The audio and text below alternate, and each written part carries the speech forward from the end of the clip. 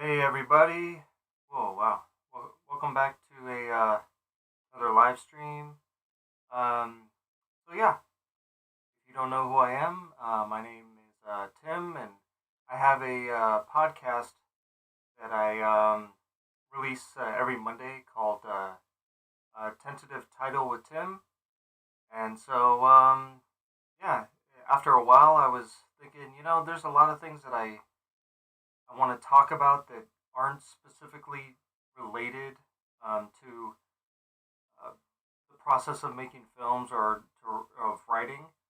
And so I was thinking, there's a lot of people who have live streams out there, and I really just wanted to be a part of, I guess that conversation, to be able to just kind of speak about things that are happening that are, on the peripheral of like entertainment and of just the thing, the things that are happening in the world.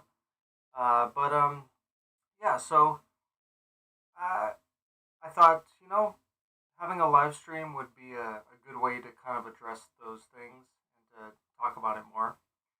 Hang on one second. Let me adjust this real quick. All right. I don't know if that's any better, but we'll see.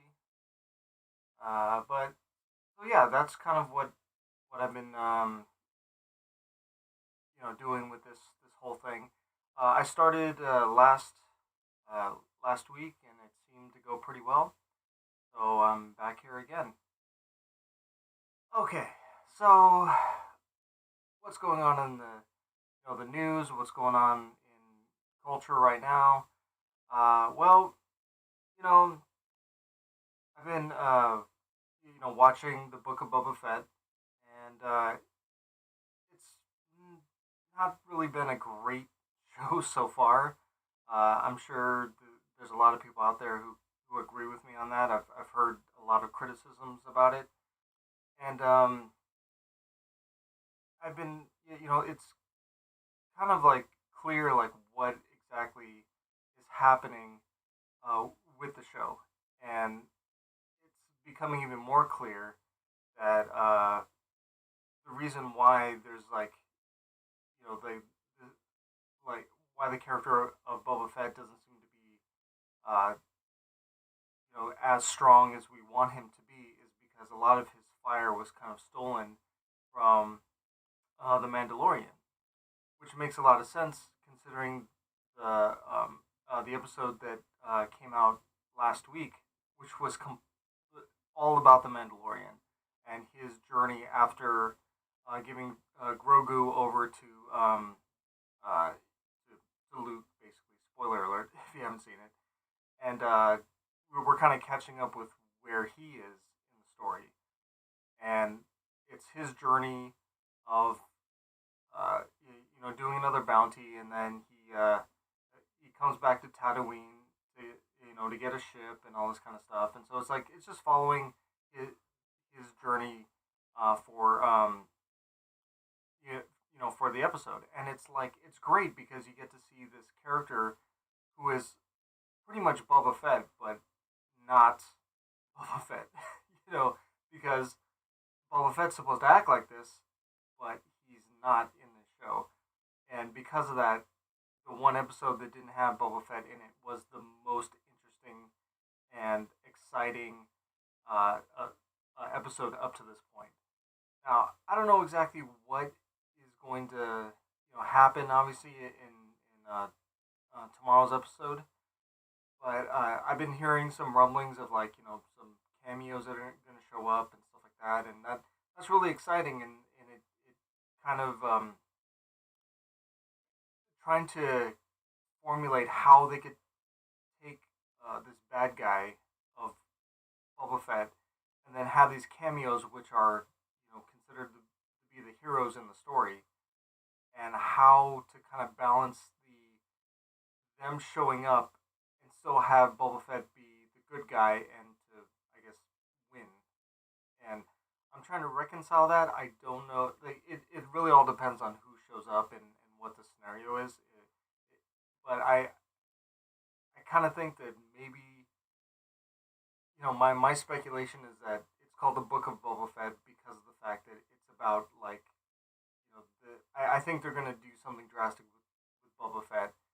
At my own speculation. I have no sources at all, but I just keep thinking. I'm like, I wonder if they're gonna like kill him off, or like I just wonder. I mean, of course, they took him out of the Sarlacc pit, and so that in a way they kind of brought him back to life.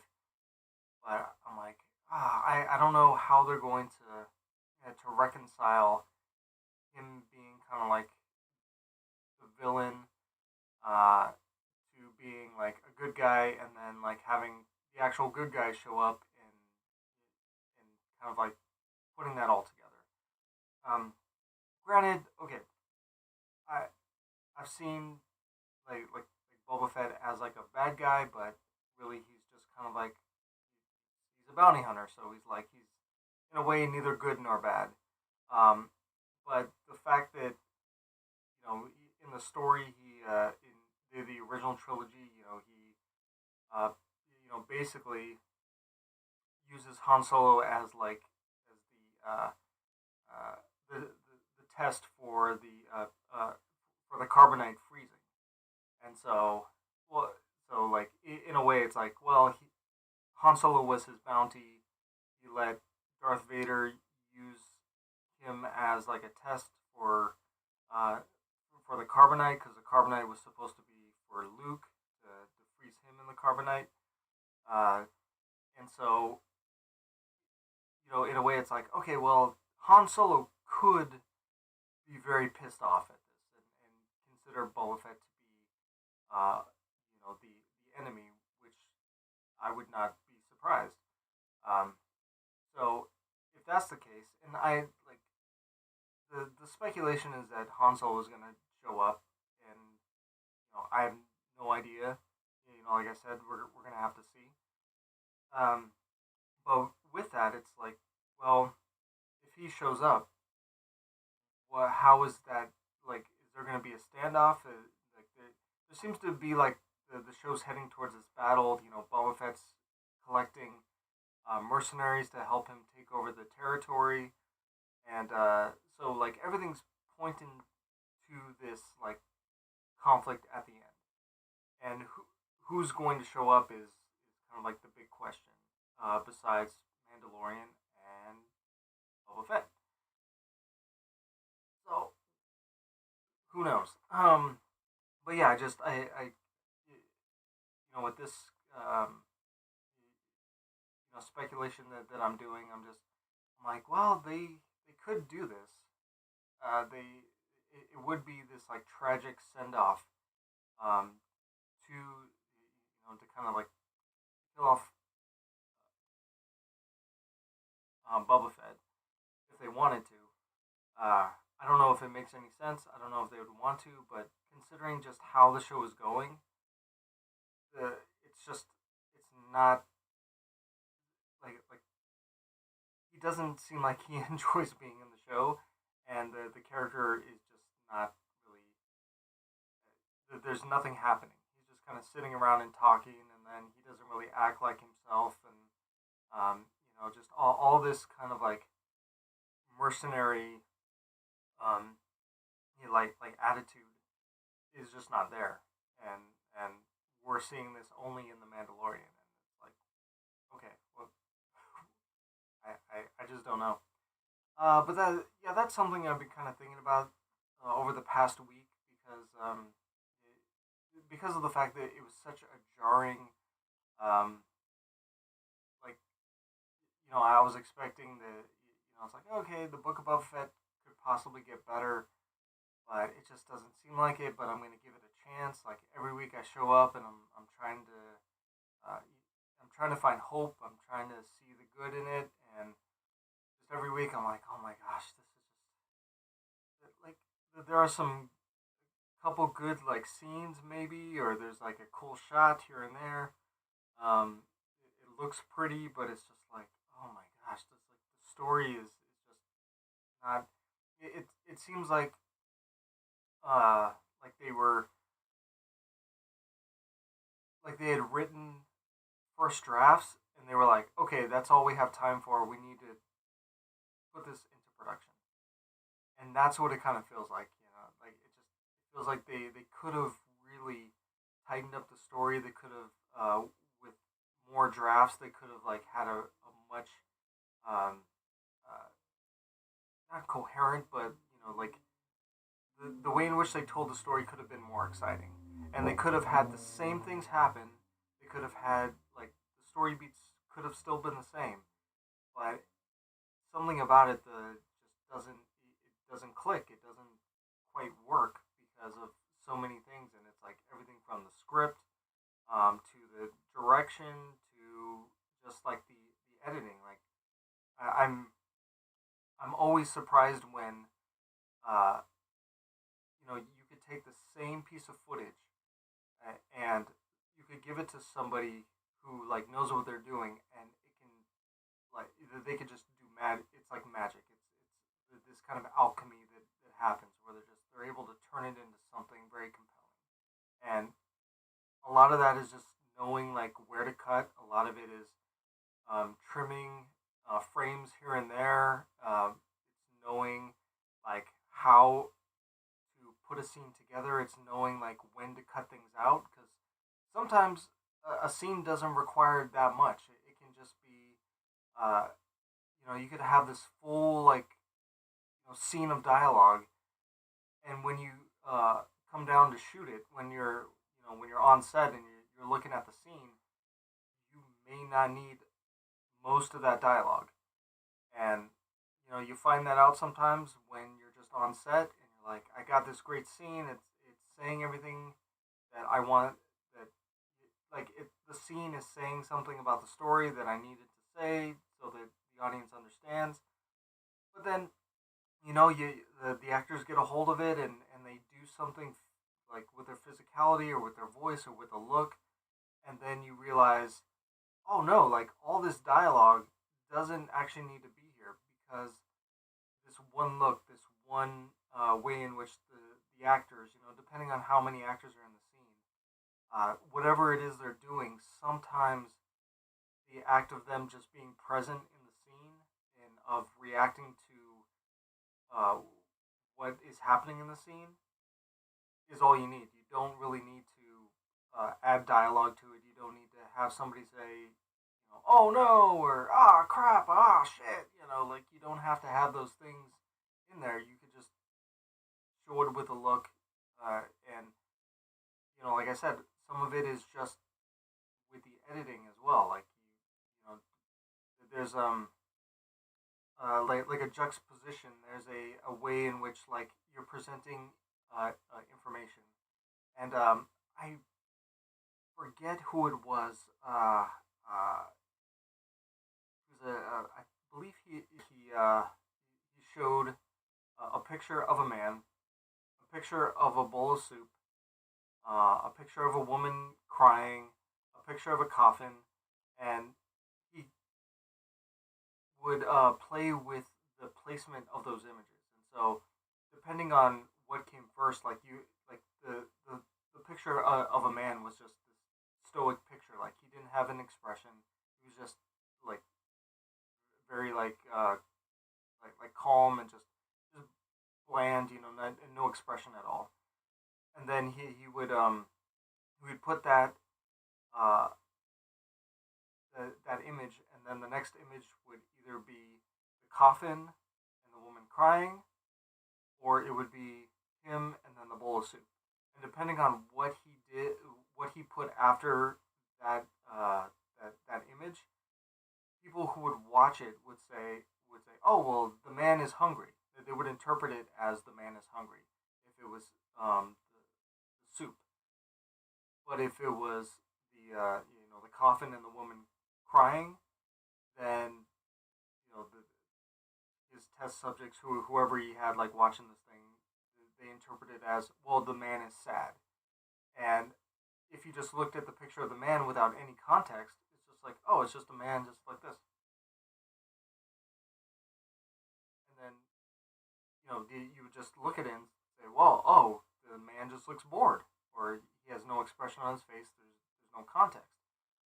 But when you put something before or after that image that has no context, you give that image context. And so with editing, that's part of the magic of it is that whatever information you present, you know, before or after a key moment defines what that moment means. And like I just I could talk endlessly about this because the fact that it's like if you see a well edited show, if you see a well edited movie, like and you start breaking it apart, you start to see why they choose the shots that they do. You see how the composition of the shots affects the viewer. There's so much about the psychology of film and of the way in which like where you put the camera uh, gives the audience a feeling, and the way that you cut a film gives the audience a feeling.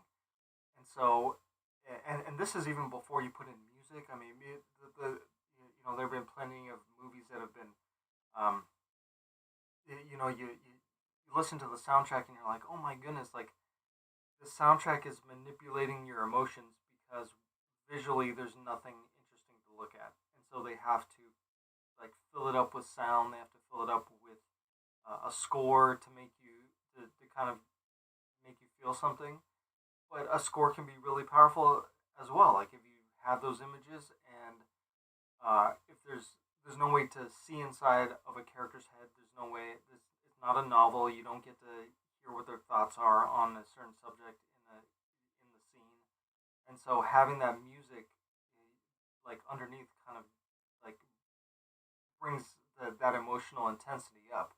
And if it's done really well, then all of that kind of gels together, and it's a great feeling to watch a well crafted scene, a well crafted movie because all of those elements are being put together in a very specific way and are there for there's a purpose for it.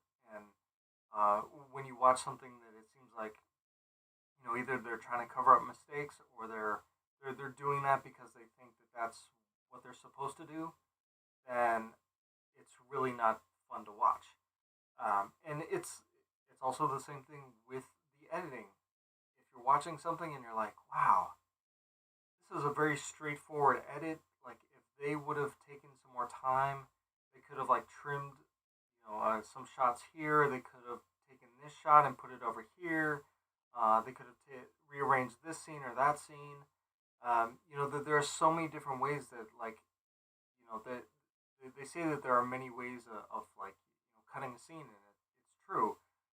But there may only be two or three right ways to cut a scene, and the ones that are going to give you the most impact, the ones that are going to have you as an audience member be extremely invested in what's happening in the scene because of the fact that like just the way it was cut. And I'm feeling that way with the Book of Boba Fett. That there's something in the edit. There's some different way that they could have like could have cut it together or taken scenes from other episodes and put them someplace else. Because like I didn't really feel invested in the story until I think it was like episode uh, 3. It might have been 4, um, where we get to see we get to see Boba Fett rescuing Fennec, and we get to see their relationship start to grow because because Fennec feels this loyalty to Boba Fett, and so they're talking, they're getting to know each other. You see like what he did to save her life, and so you're invested. You're like, okay, we see like we now care, or at least for me, like I was like I now care about this character because I saw him do something selfless, and now uh, Fennec is giving her loyalty to him, and now they're combining forces, so to speak, to start to take over the territory on Tatooine. and we get to see their motivation too. Like up to this point, we don't actually get to know what the motivation is from like Boba Fett. All we know is that for some reason he wants to take over the territory, and it's like, well, okay, why? Like, why haven't you addressed this at the beginning of the show? Just so that like we're right in there, we're with the character, we know exactly what they want, we know the reasons why they're making the choices they are. Because up to this point, it was baffling some of the choices that the character was making, and like things like just like just letting people off the hook that were like uh, basically cheating him out of money. It was like, oh, well, you're okay. You can't pay your bill. Okay, well, oh, that's fine. We'll just just go away, and we'll figure it out later. Instead of, well, you owe me money now, so you are gonna have to like suffer the consequences. And maybe in the writers' room they had to find a balance between Fennec and Boba Fett, and so if they had Boba Fett be that way, then Fennec had to be the one pulling him back, from doing something crazy. But it seemed like, well, they reversed it. Now Fennec is the one who really wanted to um, who like wanted to punish the people who couldn't pay, so to speak. And Boba Fett's like, oh no, just let him go. Which could have been the case. They were like, we can't have two people out for blood in the scene. We have to have some kind of balance, some kind of like just I guess a conversation or whatever. But then in episode 4, we finally got to see like Boba Fett really like be the character that we know him as, or that we expect him to be, and that was great. That was it was one of those like, I wish we could have saw this at the beginning. Why did we have to wait 3 or 4 episodes to get here? It just didn't make any sense. So yeah, that's well, that's enough with Boba Fett, and so we'll find out what happens tomorrow. We'll see how the entire season wraps up, and it could be amazing. Who knows? Maybe this is just a slow burn, and when I go back to watch the entire 7 episodes, and actually like treat it as if I'm binging it, then maybe a lot of it will make sense, or the emotional beats will be there when like showing up week to week. You kind of forget things, even if they have a recap. You're like, well, I don't.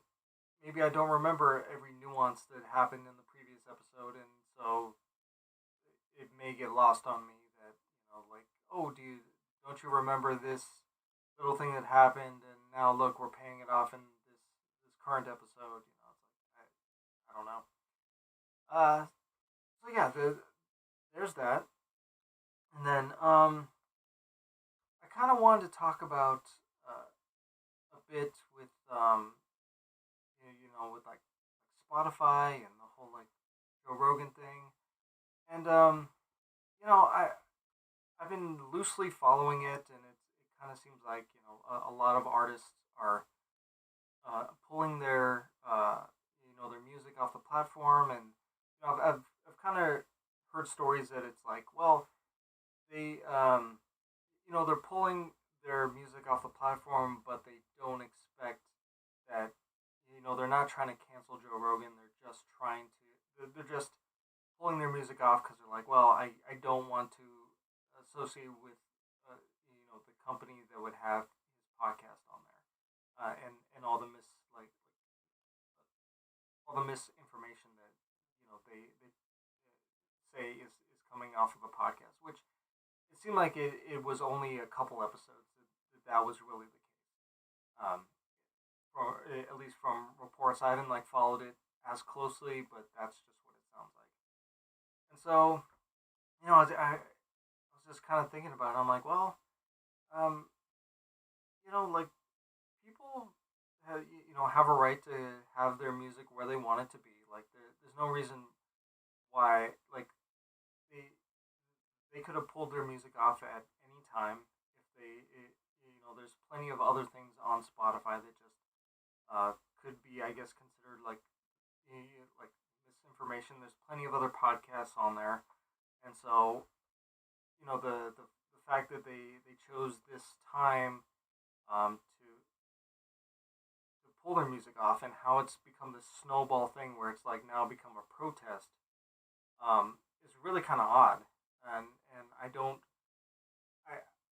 I don't see that I don't see like how they think they're going to benefit from it, because the people who listen to Joe Rogan are going to continue to listen to Joe Rogan, and Spotify seems like they're not going to take him down at all. They have a contract with him. They have a deal with him, so they're going to keep putting his music on, or his podcast on there. So it's like there's no incentive for them to if it brings people to the platform, then there's really like no incentive like pull the podcast. So in a way, it's like these artists are kind of shooting themselves in the foot a bit, because of the fact that it's like, well, uh, I don't know how many people were listening to these to these artists before, on Spotify, but it could also be that maybe some of them are like, well, not a lot of people are listening to my stuff on here, so I'm going to make a big fuss about it so that people will listen to my music, and then I'll become relevant again, which is a possibility. I don't want to speculate like the reasons why.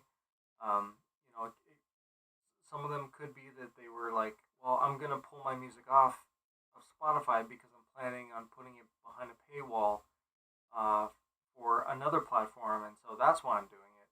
But hey, I'm gonna use this opportunity to also, to connect it to this protest. And it's I don't know.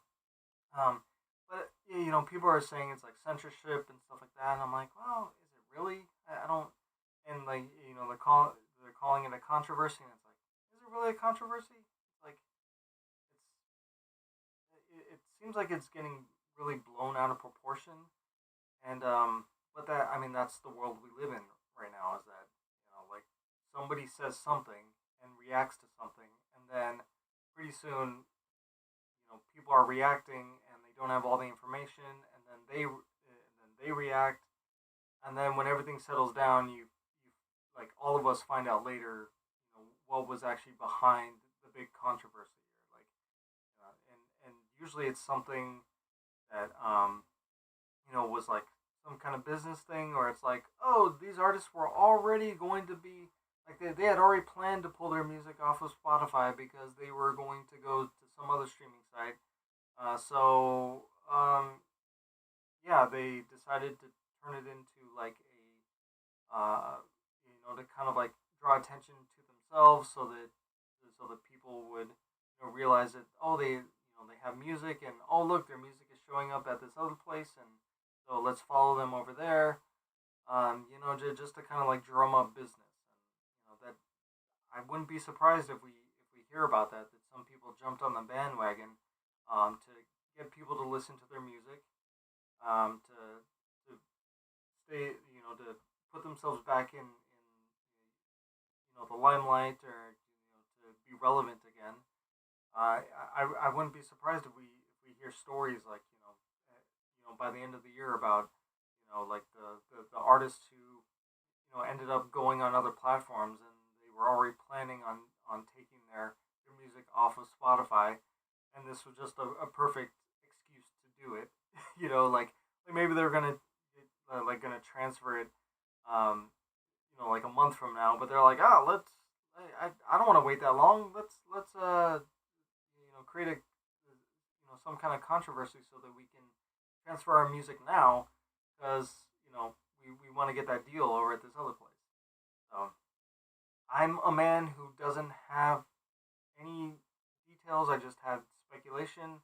I just have the things that I've heard heard so far, the reports that I've seen, and that's it. And there's always the there's always some kind of motivation behind everything that happens, and so I've become more and more like skeptical over the years when it comes to people reacting the way that they do to certain things, especially if it seems like it's out of the blue. I'm like, well, you didn't have to say anything. You could have just like pulled your music off anyway and just been like, yeah, I decided to pull my music off.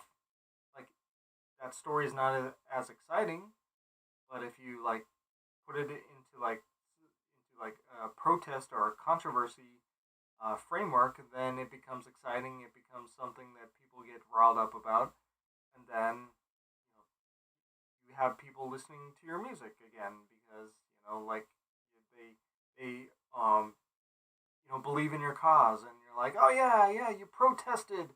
Yeah, I want to support you now, or like I'm gonna listen to your music because yeah. It's all like smoke and mirrors, and it's just. But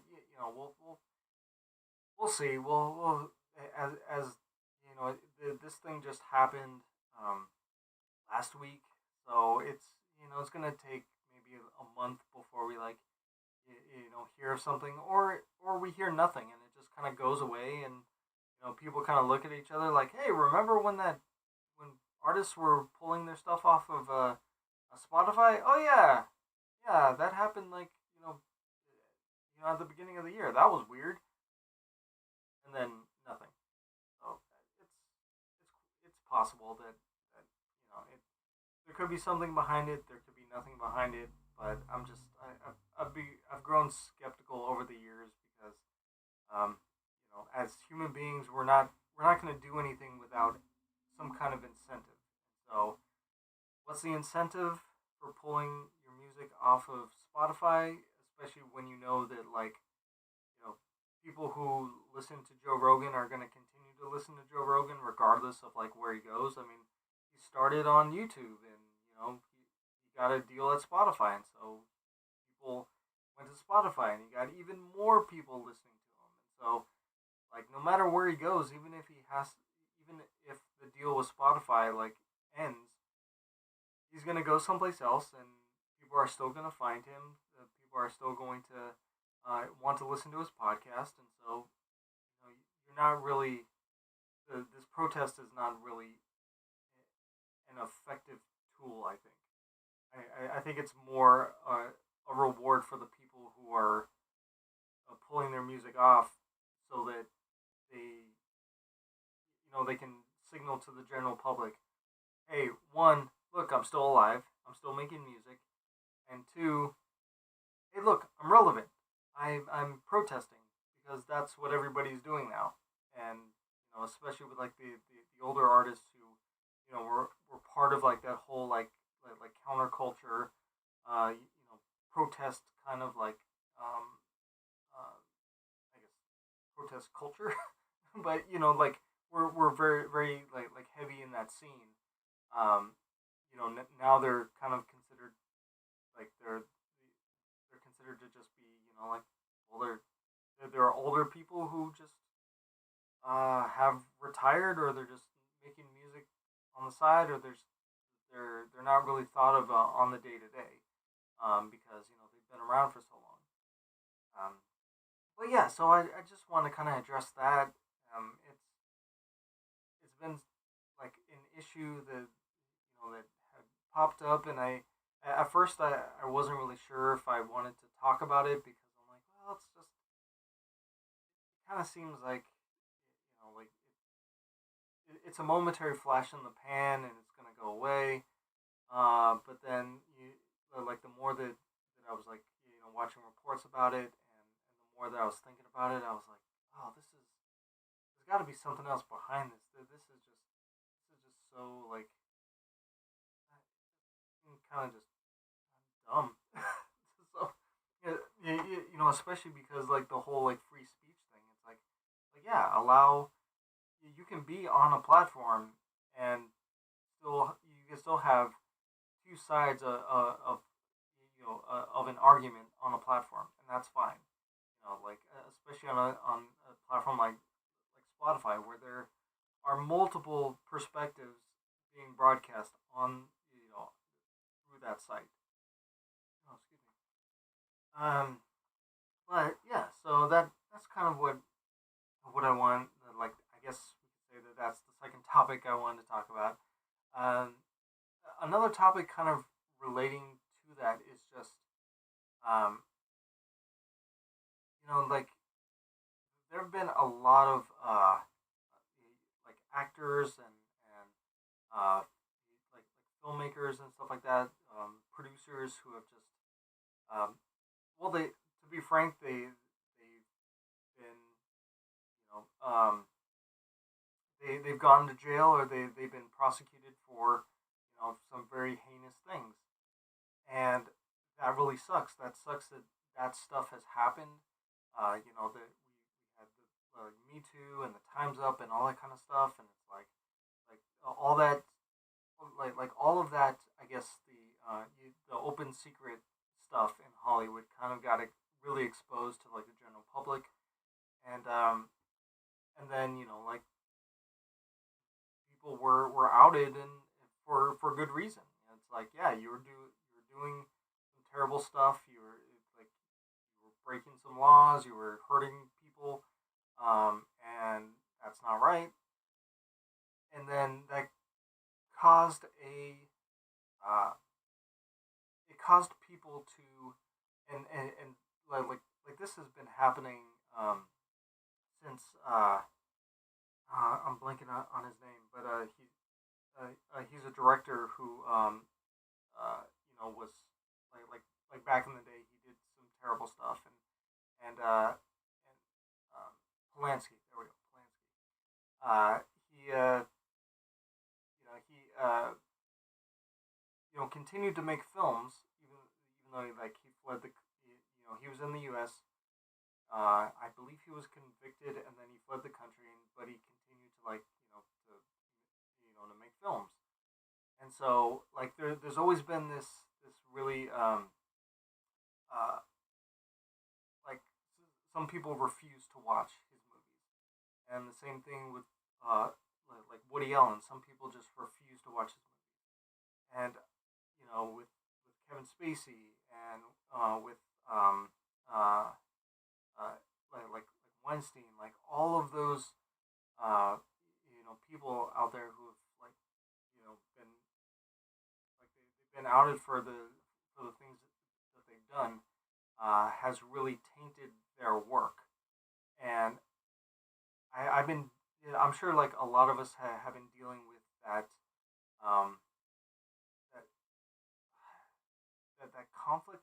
I guess you could say it's like there were some movies that they were a part of, like no matter who it was, that they either produced or that they were an actor in or what, and it just taints the project that they were in or that they were a part of, and it ends up being that it's like it almost becomes impossible to watch their work, and that's really sad because of the fact that like sometimes like a lot of these guys had Oscars, and the work that they made was actually really good, and that they were praised in their day for turning in great performances or for putting together really magnificent films.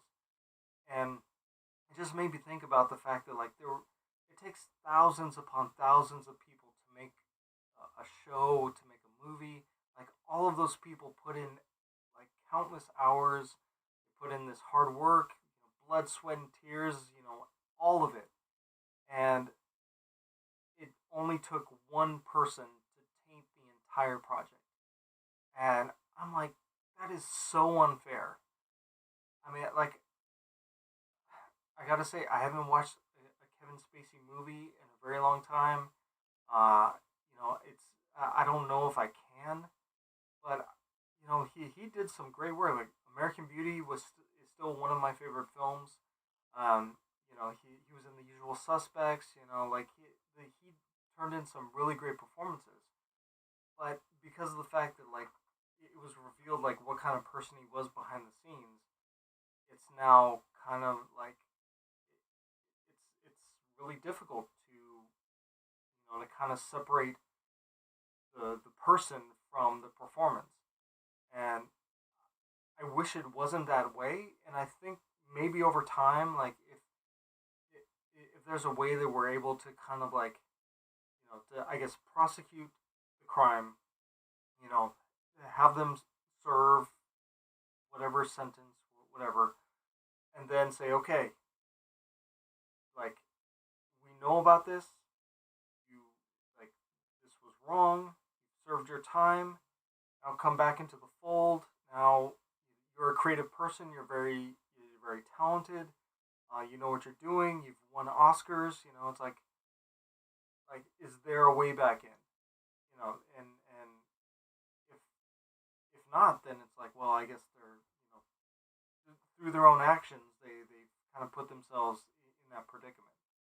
Um, but then, in terms of like being able to watch their older stuff, it's like there's so many like only like what they did on those projects, but what other people did on those projects. The amazing performances, like the directing, the cinematography, like whatever. It's like how does that change the way we see those films now? Is it possible to kind of like suspend our disbelief and look at those performances and watch these films and these shows without thinking about the context of the real world? And it may take like a couple generations removed before um, we're able to really appreciate these films again, these shows again. Because I mean, to be fair, like there's old films that you know that are considered to be classics, and you look up what the director was like, like all the weird things that they did or like how they treated people, and it does that stop this movie from being a classic? It's like more often than not, the movie uh, still becomes a classic. It still is considered to be a classic, and people just say, "Well, that that guy was a jerk," or it just they had personality problems, and this is like, and they did terrible things, and well, they created great art, so we're gonna still appreciate it, but we no longer think about that movie in the context of the life of the people who made it. And that may just have to be what happens. We have to wait another like 20 years or so when all this has kind of died down, and those actors and those producers have kind of like retired or have passed away or whatever, and then you just allowing some time to kind of go by and for people to kind of forget a little bit, or allow like a new generation to discover these films and to appreciate them and to not have the context of of the people involved that we have. It may take some time to allow these classic films to be classic again. And yeah, I just I think about it quite often, especially when I feel like watching one of these films, or I get reminded of a great performance, and I think, oh man, so and so's in that. Oh, they did that terrible thing. I don't know if I should watch it. I don't know. I feel kind of like bad like watching this because of the fact that like they did such a terrible thing as a person, but oh man, they did such a great performance, or they pulled a great performance out of an actor, or the producing team like just really like did something great. They made the magic happen. It's a really it's a predicament that I don't think we ever thought we would find ourselves in, or that especially in Hollywood. I'm sure they were like, well, let's face it, we're Hollywood. we are filled with terrible people, but hey, we make art, we make entertaining things. We just keep the terribleness like to the bubble of Hollywood and the people in Hollywood, but the people outside don't have to know about it, and nor would they, nor do we think they care. Like I'm sure that part of that was the perspective. Um, but then once it became mainstream, once people like found out that like yeah there were how you were not expecting suspecting that terrible things were happening in Hollywood. Turns out you were right. Here's some proof, and now we like now it's out in the open. We have to do something. We have to make sure that there are consequences. Um, so yeah, I don't know exactly like how the next generation is going to look at these films. If they're going to be aware of what happened, if they're going to even care, because the possibility is that over time people will just stop caring. They'll be like, yeah, that was terrible, but that was like 50 years ago. So are we gonna, as a society, hate a particular film because of one person that was in it forever, and just kind of toss it into the vault and never watch it again? I mean, I guess that's a possibility. I guess like there could be such a purity test that like we'll get to a point where everything that's made, like everybody has to be vetted as a good person in order to make something. And I just like obviously this is a slippery slope I'm talking about, but you know up to this point it kind of sounds like maybe that's where we're going, where it's just like you have to prove that you're a good person in order to just make anything. And if you're not a good person, then it's like, well, then you have to find your fringe audience to give it out to, or to sell it to, which like is already happening. Like there are plenty of people who are making stuff, and I'm not saying people on the fringes are terrible people. Not at all. Like there are tons of great people. So a lot of them are probably a lot better than the people in Hollywood. Um, to a certain extent in terms of like their personality and their ability to be a good person and also be a creative person. Um, but and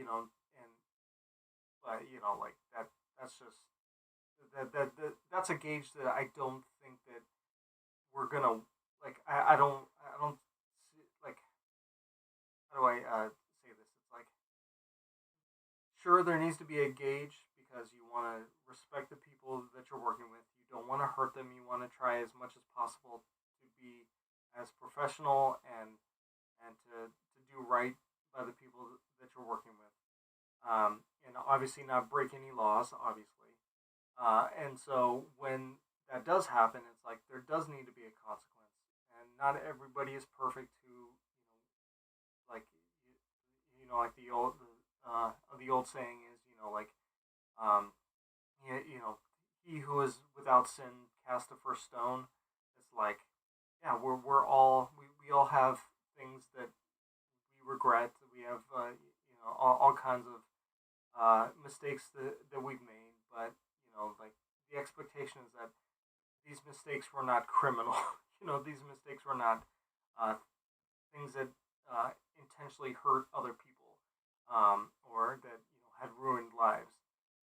So when it comes to that, it's like yeah, those that purity test definitely um, should come into play, especially when working with people.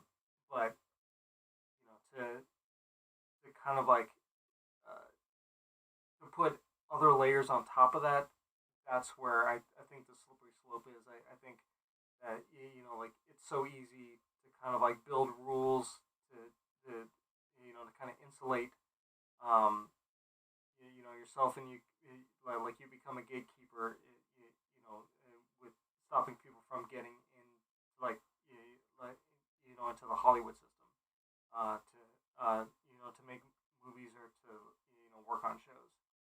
So, but with that, it's like, okay, yeah, there's this expectation. You want to be a good person. You want to be a professional person.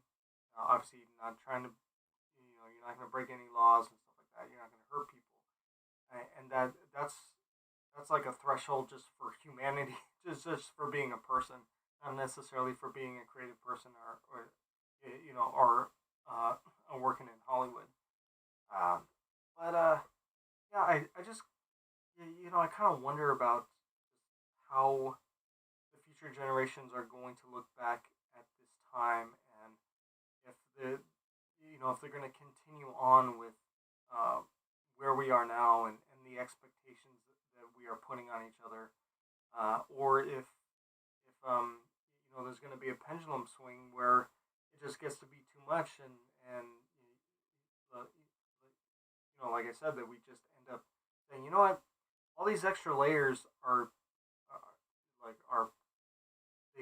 they they don't matter. So we need just to have people who are good at their job, who are professional, and who are decent, hardworking people. That's all that matters.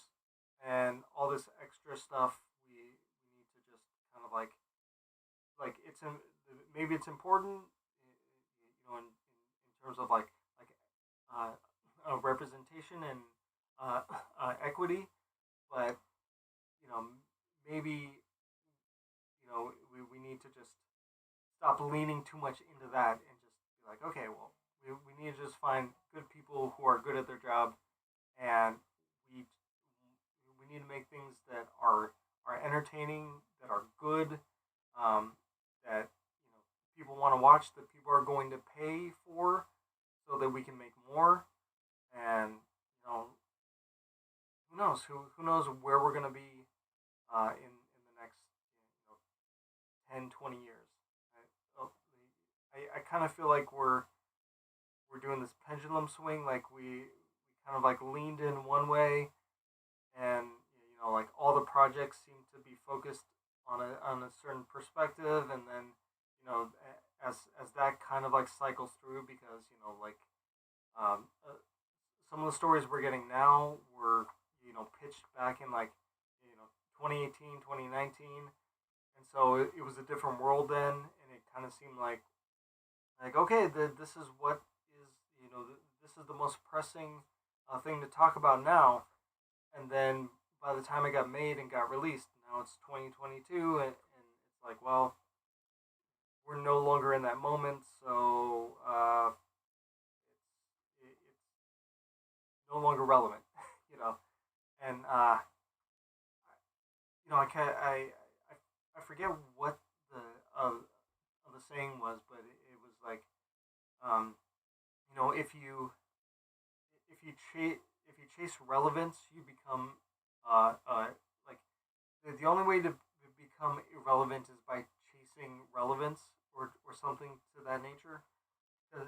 It's like, yeah, like why are you chasing after what is relevant? Just tell a good story, have some compelling characters who have some that have a goal, have something that they're after, that they're they have uh, obstacles to overcome.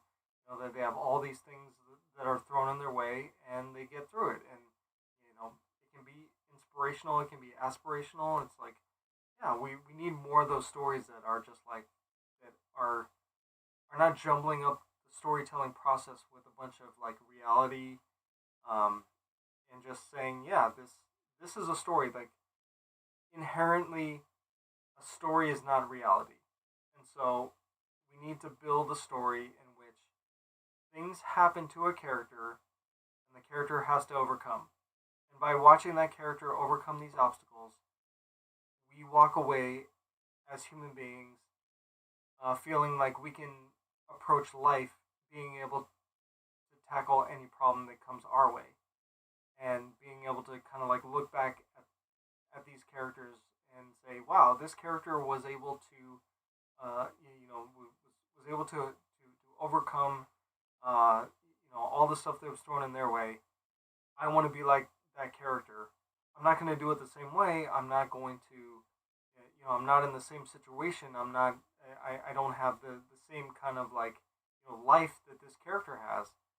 But I can take the lesson of being persistent. I can take the lesson of like not giving up. I can take the lesson of being bold. I can take the lesson of like of just standing up for like for what I believe in.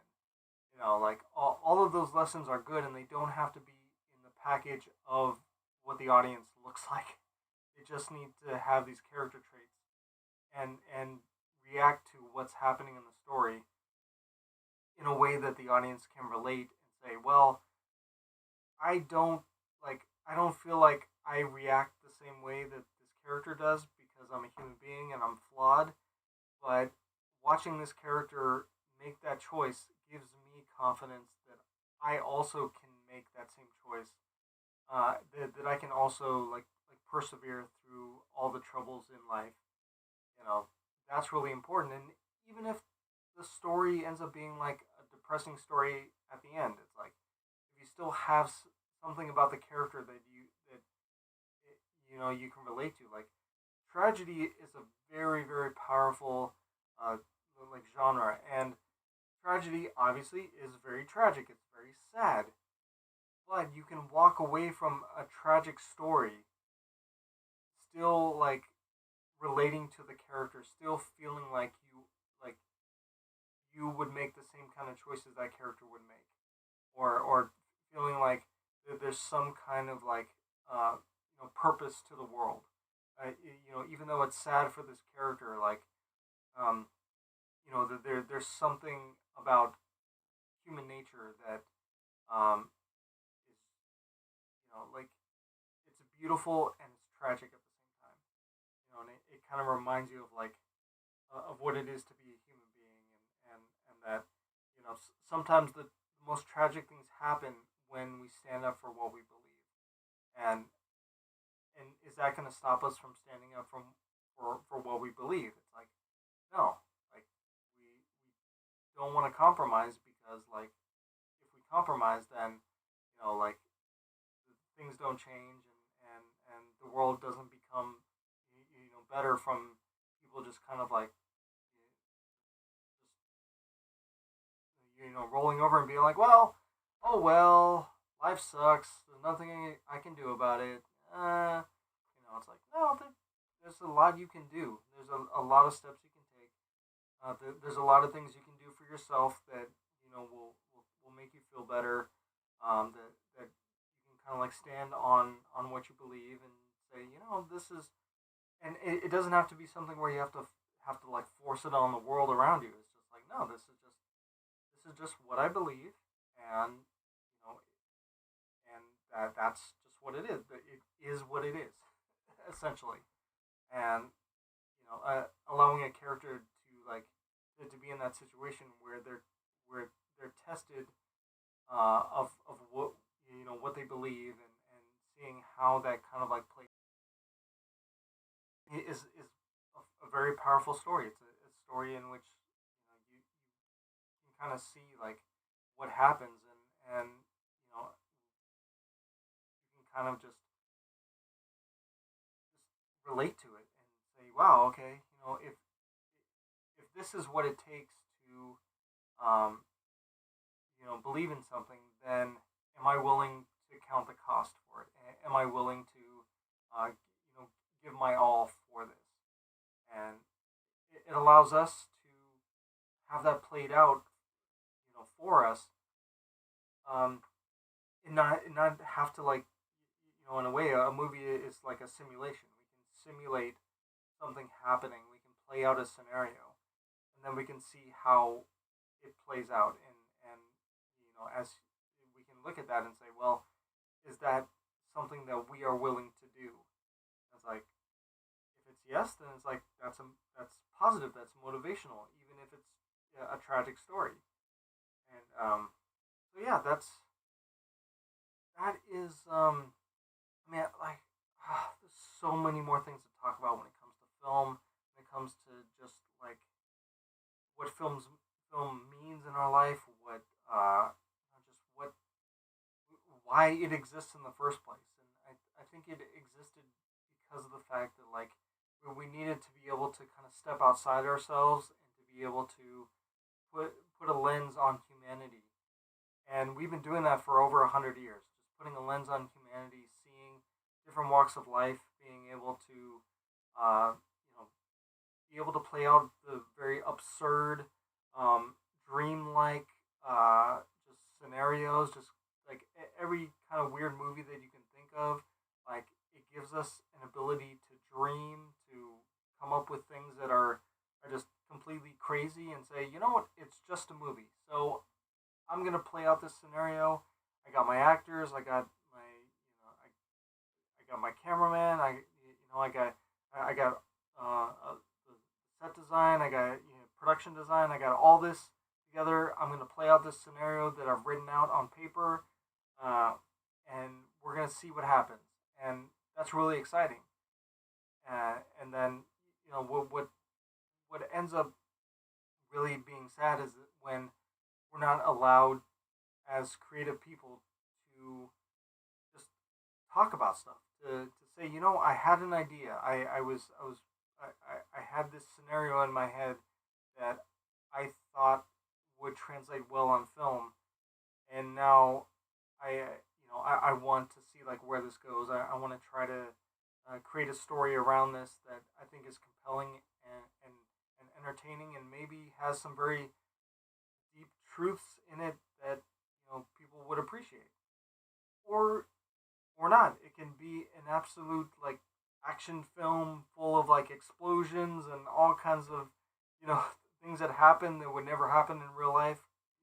Physics kind of thing, and that's cool too. And that kind of pulls us out of reality for a bit and allows us to kind of like to to forget our lives for a couple hours, and then we can come back to reality and say, sometimes you watch a movie and you're like, in the middle of the movie, you're thinking of like a problem that is happening in your own life, and you're like, man, I don't know what I'm gonna do. I don't know how to handle this, and then it could be some random scene in the film you're watching, and then all of a sudden something clicks, and you're like, oh yeah, oh, of course, that's the answer. And like allowing society to kind of like to like disengage from reality and not have to think about like all this like jumble of what's happening in the world and politics and just like the social troubles that we're having, and just having a movie in which people can just kind of I don't want to say turn off their brain, but just allowing them to follow a character through a scenario, through some kind of adventure, for a short while, allows your brain to kind of wander, allows your brain to focus on something else, allows your focus to be taken away on this journey, so that when you come back, you're refreshed. A good movie is it's a breath of fresh air. It's a drink of water. When you're in the desert, like when you watch a good movie and the credits roll, and you're just like, you feel refreshed. You feel life come back into your body. I can't explain it, but the, there are times when I watch a really great film, and up until that point, I've been feeling so like down. I've been feeling depressed, or just been feeling just like overwhelmed, or like just like all the troubles of the world are on my shoulders. And then I'll watch a really well crafted film, and then the credits will roll, and I'll feel like this weight off my shoulders, like I somehow processed what I was going through the film, and it allowed me to kind of like to kind of disconnect from my problems for a bit, and now I'm able to kind of to, to approach the world with a little bit more strength, with a little bit more boldness, because I got to watch characters be unfold and to be who they want to be, who they were, created from their inception, inside the narrative of the story. It's just I can't explain it. Just it's a transformative feeling, and like anybody who's watching this live stream, I know you felt the same thing.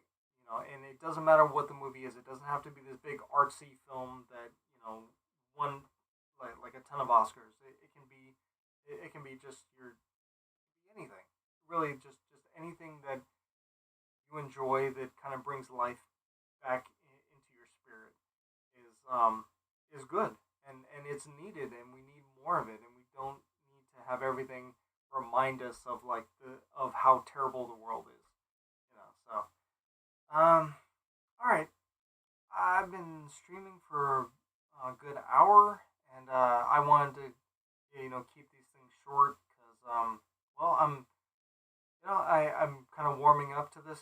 This is my second live stream, and I, I think this one was a little bumpier than the first one, but as I do this more and more, I hope to get more comfortable and actually have like some bullet points more laid out for like what it is I want to talk about.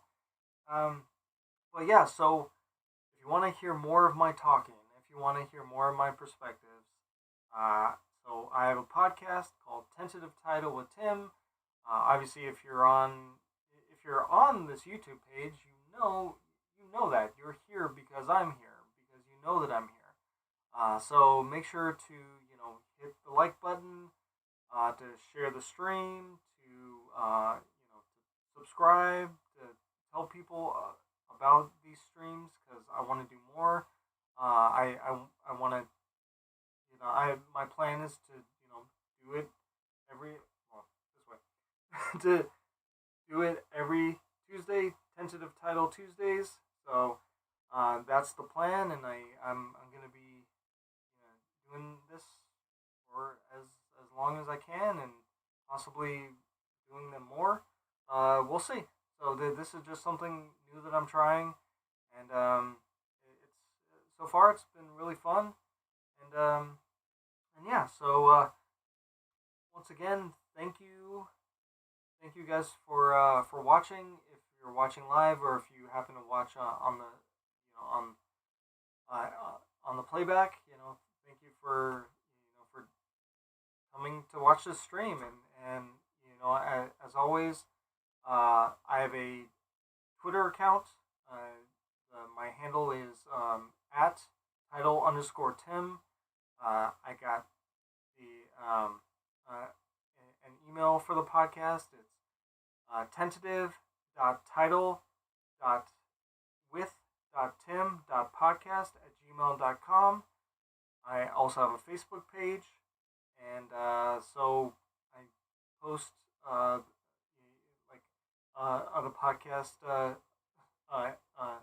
episodes there, and yeah. So all right, guys. I think that's good for today. So I will see you next Tuesday, and look out for a new episode on Monday. And yeah, bring questions. Put some comments in the chat. And yeah, guys, I will talk to you